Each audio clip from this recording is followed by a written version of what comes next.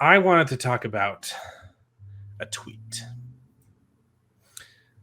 that I saw. It's a real person, but I've covered up the name because I don't want anyone to hate on this person.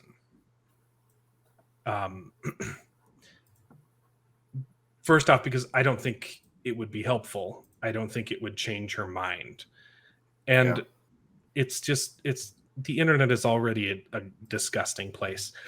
But this tweet in particular is emblematic of a lot of the problems that our society is plagued with today because of all of this radicalization and polarization. Here it is. Dear old men that I've never spoken to, do not call me dear, sweetheart, darling, and definitely don't call me a good girl. I am a good girl, but I'm not your good girl. # blocked. I'm going to get on a soapbox here. I'm not going to say your name, but you look like a nice girl. But you have become so vile that you are now completely incapable of feeling empathy. You've been poisoned for so long by an echo chamber of liberal arts professors and psychopaths on Twitter that you are now completely blind to the reality of the human experience. This poor old man meant you no ill will when he mistakenly referred to you as a sweetheart, not knowing himself of your heart's current blackened state. You are so consumed in your vitriol and narrow worldview that you leapt at the opportunity to jump down this man's throat, assuming that the only possible motive for his choice in words was sexist objectification. You're so short-sighted that you could not comprehend the fact that this man was not acting in malice, but in cordiality, in accordance with ancient customs long since lost to modern feminism. This old man was simply being nice.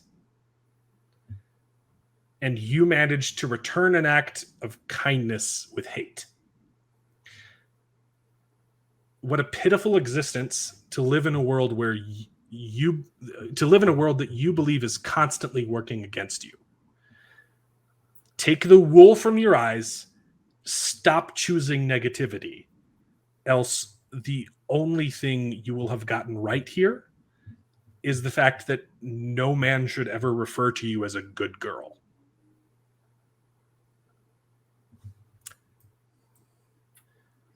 That's been incredibly nuanced. Incredibly nuanced.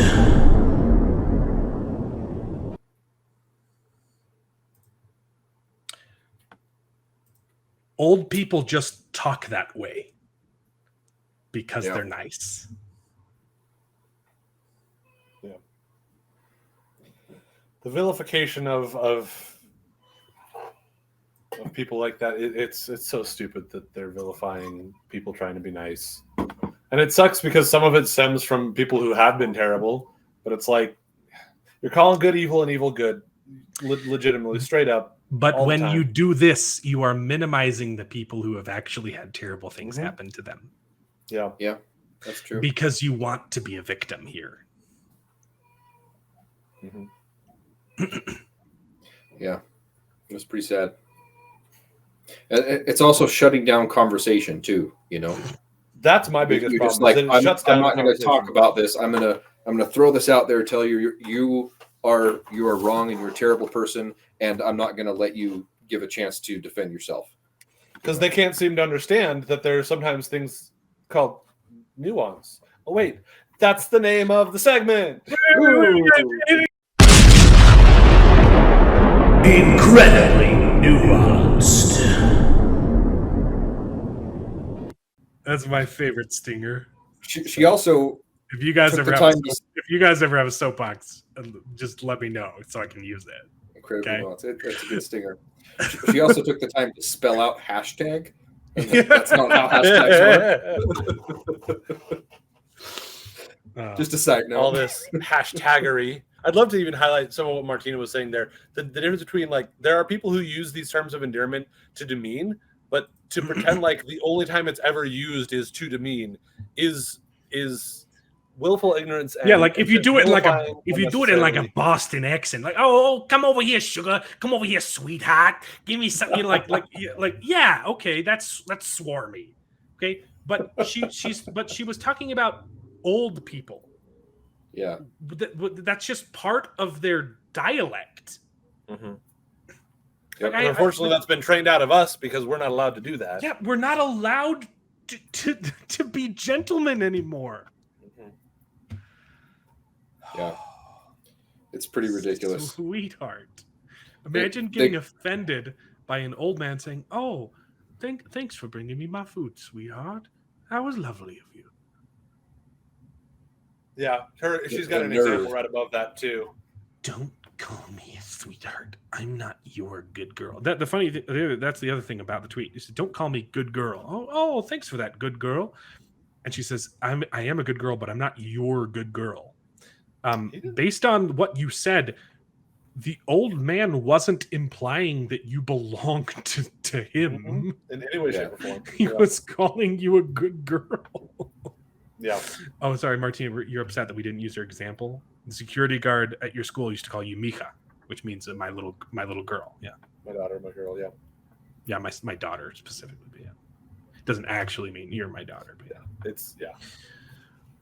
it's used colloquially as just my girl. Yeah. Oh, I'm sorry. I kept on meaning to bring this up to that whole point that like what David was saying before. You're not allowing any actual dialogue by shutting people down like this, because there might be some room to say, hey, you know what? Maybe you don't mean it this way, but there are a lot of people who use terms like sweetheart and good girl in a demeaning or possessive way. And so I'd really appreciate it if you did. Like, that's an actual conversation where you can acknowledge it and allow the other person to like recognize where you're coming from, instead of saying like, oh no, I'm not your good girl, and shutting them down and making them feel like a villain when probably they were just trying to be polite. And it's anyway, sorry.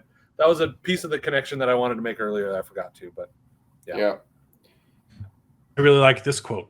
He who takes offense where no offense is intended is a fool. Mm-hmm. Offense is taken more than it is given. It is, yeah. That sounds like a good Chinese proverb. It was Brigham Young, actually. Mm-hmm. Oh, there you go. It goes on. It's he who takes offense when no offense is intended is a fool, and he who takes offense when offense is intended is a greater fool. But imagine someone trying to be nice to you and you looking for a reason to be upset. But that's the definition of empathy, which the typically the people who act like this claim to have so much of.